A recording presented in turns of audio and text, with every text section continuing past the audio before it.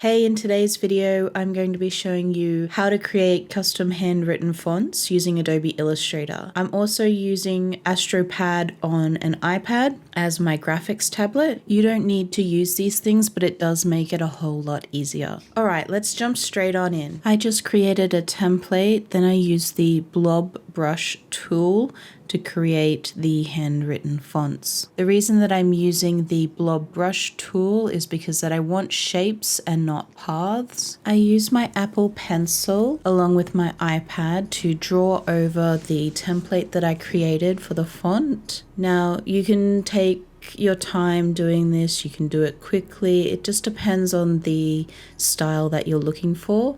I'm going for more of a handwritten font where perfection is not really the aim here.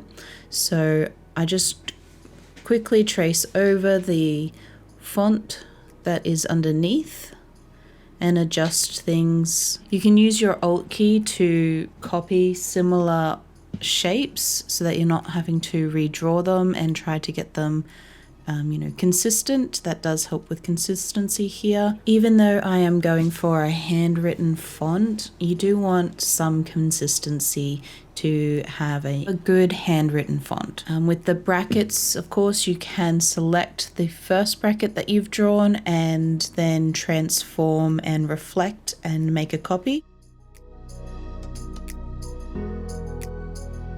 So you're just going to go through and trace over all the symbols that you're going to need, all the characters that you're going to need with your font. In this template I have here, there's 918 characters, and that's obviously not including variations.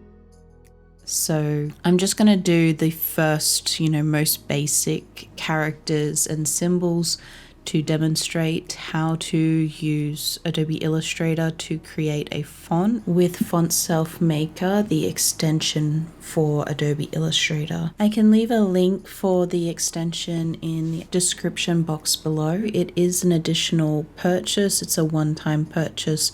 You can get either Adobe Illustrator or Photoshop, or you can get both.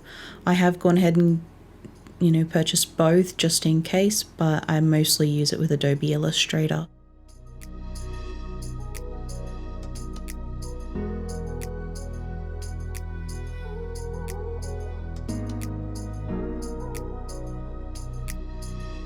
So once I have done creating my font pieces, I do need to go ahead and create groupings of characters that have more than one shape. You only need to group the characters and symbols that create more than one shape. So your quotation marks, your exclamation mark, question mark, there are two pieces there, so you do group those together. Now that you've grouped them together, we can go ahead and start creating our font. I create a new font and select all the numbers and drag and drop them onto the numbers. I do the same with the lowercase, and then I do the same again with the uppercase.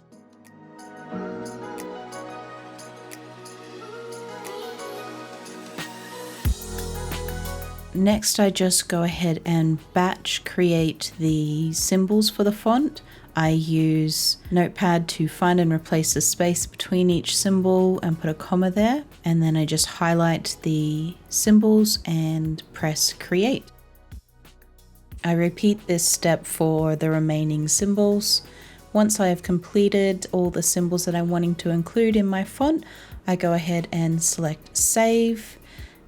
I just saved it to my downloads folder for this tutorial, and then all you need to do is install the font on your computer or your iPad, and now you can type in handwritten text. I hope you enjoyed this tutorial. If you have any questions, if I went too fast over some things, please leave me a comment below, and thank you so much for watching.